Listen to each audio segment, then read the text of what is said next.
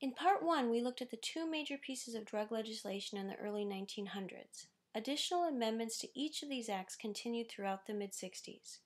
In particular, the amendments to and enforcement of the Harrison Act ushered in an increase in the federal government's involvement with what they termed to be controlled substances. However, due to a variety of issues including 1. The rapid increase in illegal substance use in the 1960s, 2. Confusion and disorganization stemming from the current system, and 3. A desire to have more federal enforcement, a call for an overhaul and reform on drug legislation was made. This resulted in our most recent significant drug legislation, the Comprehensive and Drug Abuse Prevention and Control Act of 1970. In essence, this created a clean slate for legislation and attempted to create more balance between public health needs and law enforcement measures. It is largely still in place today. In addition, this act provided for increased funding in areas such as substance abuse education, research, prevention, and treatment. This act threw out mandatory minimum penalties as well as the death penalty. One of the most important features of the law revolved around what is called the Schedule of Controlled Substances, or drug schedules. Controlled substances were now delegated to one of the 5 tiers or schedules based largely on 2 elements. 1. Accepted medical use in the U.S., and 2. Potential for abuse. So, the schedules go as follows. Schedule 1 equals no medical use currently in the U.S. and high potential for abuse. Schedule 2, medical use and high potential for abuse. Schedule 3, medical use and moderate potential for abuse. Schedule 4, medical use and low potential for abuse relative to Schedule 3. And Schedule 5, medical use and low potential for abuse relative to Schedule 4. You can find examples of each of the schedules in the text.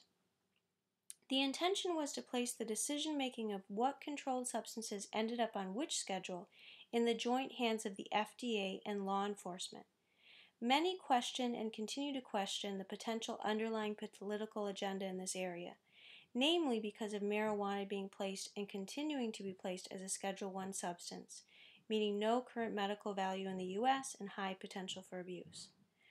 The combined decision-making of the FDA and DEA was about ensuring that those most involved in understanding the health and safety issues for the general public, together they would decide which controlled substances would be added and where, as well as in which ones would be removed or changed.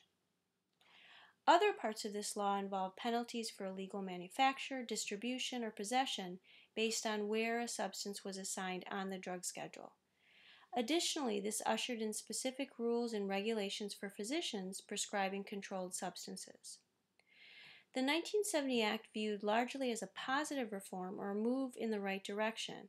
However, several amendments occurring in 1984, 1986, 1988, and 2010 have generated some differing views on this. The 1984 amendment made 2 changes in the decision-making process for the drug schedules. While the combination of the DEA and FDA remained in effect, the amendment allowed for the Attorney General through the DEA to make an addition or a change alone due to a serious public safety concern. This was done most recently with the addition of designer drugs commonly known as spice or K2 as well as bath salts under Schedule I. The amendment also allowed for limited congressional acts to place substances on the schedule. This happened in 2002 with GHB, a substance often referred to as the date rape drug. The 1986 amendment saw the return of mandatory sentencing and sentences without parole. It also initiated the sentencing disparity between crack and powder cocaine, meaning 500 grams of powder cocaine but only 5 grams of crack could result in a mandatory 5-year prison term. The focus on the 1986 Act on stiffer penalties is seen as being a main factor in 1. The overall growth in the prison population for nonviolent substance-related prison sentences, and 2. Harsher penalties for minorities. In 1986 also produced the Federal Analog Act used to target designer drugs. We will be exploring that more closely when we discuss the topic of designer drugs. The 1988 Act targeted the increase in trafficking and suspected money laundering by requiring banks to report suspicious activities and transactions over $10,000. It also attempted to create a stronger focus on drug users in an attempt to reduce the demand for drugs. A more recent act was the 2010 Fair Sentencing Act. This act worked to reduce the sentencing disparities between crack and powder cocaine and attempted to correct what was widely agreed upon to be abusive sentencing laws. Shifting focus on taking a look at the overall impact and overall enforcement of these laws, this area too becomes tricky to analyze. With the laws of 1906 and 1914, we saw an initial trend towards stiffer penalties in a range of targets from smugglers to prescribers to eventually targeting substance users. In particular, 1922 had the passing of the Jones-Miller Act, which actually doubled maximum penalties for dealing in illegally imported drugs. However, by 1928 there was a growing awareness that drug convictions were making up more and more of the federal prison population. The general consensus was punishment was not working. This led to the focus on creating treatment within a federal setting. These became known as the narcotic farms, with the first farm opening in Lexington, Kentucky in 1935. An interesting note about Narcotics Farm was that they also accepted voluntary admissions and provided a range of services from treatment to investigational research. This area of treatment versus prison or jail continues to be a current issue today. Another area related to drug enforcement was the development of the Bureau of Narcotics, which first fell under the Treasury Department. Due to concerns of substance dependence, the end of Prohibition, and the legacy of corruption in early control agencies, Congress formed this separate bureau, and Harry Anslinger became known as the U.S. First Drug Czar. During his reign, he had almost complete influence over all federal efforts concerning substance abuse issue. Other impacts of drug enforcement, referenced before, included mandatory sentences and harsher penalties. A major development occurred in 1973 with the formation of the DEA, which was used to enforce the 1970 Act.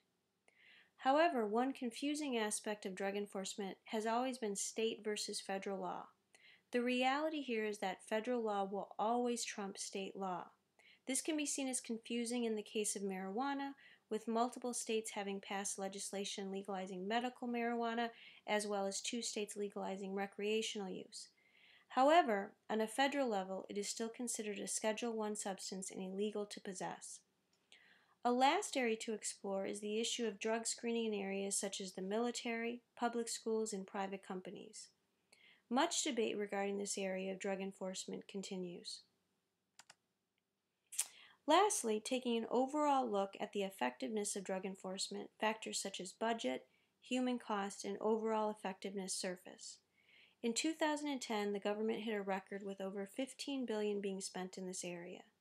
In addition, human costs such as the prison population, corruption and law enforcement, mixed message regarding international goals and policies, and concerns of loss of individual freedom in the form of searches and raids continue to give us pause to question what is and isn't effective and helpful. When we factor in the issues of increased organized crime, seizure rates of 10 to 15%, and the reality of use continuing to persist on a societal level, it is important to continue addressing what are humane and realistic goals of drug legislation. Are we continuing to focus on the original areas, all of the major acts attempted to target, which were concerned for public safety and well-being, or has the quote-unquote war on drugs become more of the major target?